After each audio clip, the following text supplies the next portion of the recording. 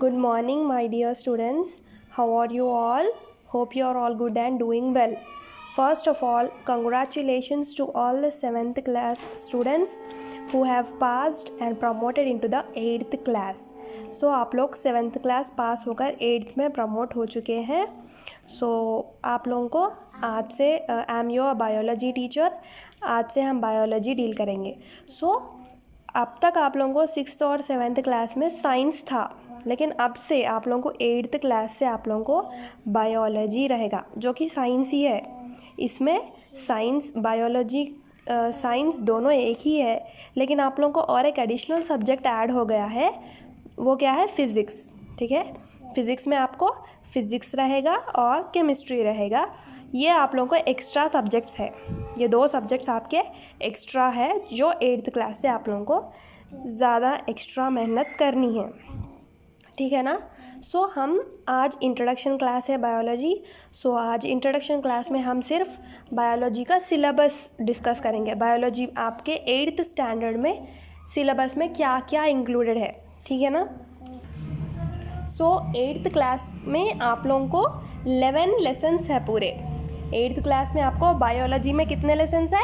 पूरे 11 लेसन्स है. सो आपको फर्स्ट लेसन क्या है? What is science. ठीक है ना. इसमें हम सिर्फ साइंस का इंट्रोडक्शन देखेंगे. साइंस क्या है, साइंस अपने को क्या दिया, अपन साइंस के लिए क्या करें. सो ये क्या है? हम science, what is science, science का यूज़ हम अच्छे से करें या बुरे के लिए इस्तेमाल करें. तो साइंस क्या है, हम ये फर्स्ट चैप्टर में पढ़ेंगे. नेक्स्ट सेकेंड चैप्टर क्या है? Cell, the basic unit of life. So second chapter क्या है? Cell, the basic unit of life. यानी सेल क्या है. आप लोगों को मालूम है अपनी लाइफ कहाँ स्टार्ट हुई? अपनी लाइफ एक सिंगल सेल से स्टार्ट हुई. तो हम ये पूरा अपनी लाइफ क्या है, अपनी लाइफ कहाँ से स्टार्ट हुई, इसके बारे में हम सेकेंड चैप्टर में पढ़ेंगे. थर्ड चैप्टर है the world of micro organisms. Micro organisms मतलब क्या है? तो स्मॉल लाइफ है ये भी, जो अपने को हम अपनी नज़रों से नहीं देख सकते.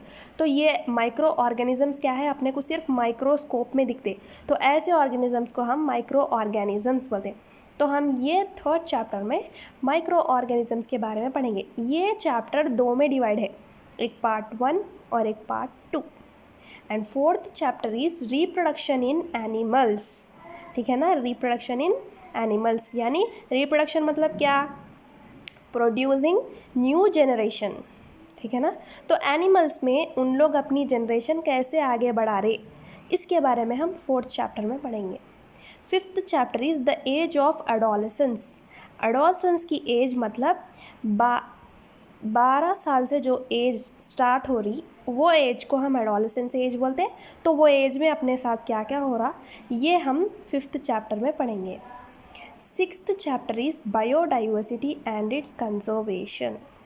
ठीक है. बायोडाइवर्सिटी यानी हमारी आसपास एनवायरनमेंट, हम हमारे एनवायरनमेंट को बचाने के लिए क्या क्या कर रहे, तो इसके बारे में हम 6th चैप्टर में पढ़ेंगे. 7th chapter is different ecosystems. यानी एनवायरनमेंट में कितने इकोसिस्टम्स है, इसके बारे में हम 7th चैप्टर में पढ़ेंगे. 8th chapter is production of food from plants. Plants से अपने को फूड कैसे प्रोड्यूस हो रहा, प्लांट्स फूड कैसे प्रोड्यूस करके अपने को सप्लाई कर रहे, तो ये क्या है 8th चैप्टर में. 9th चैप्टर में हम production of food from animals के बारे में पढ़ेंगे. तो एनिमल्स से हमको फूड कैसे मिल रहा. ठीक है ना. एनिमल्स से अपने को फूड कैसे मिल रहा, ये हम 9th चैप्टर में पढ़ेंगे.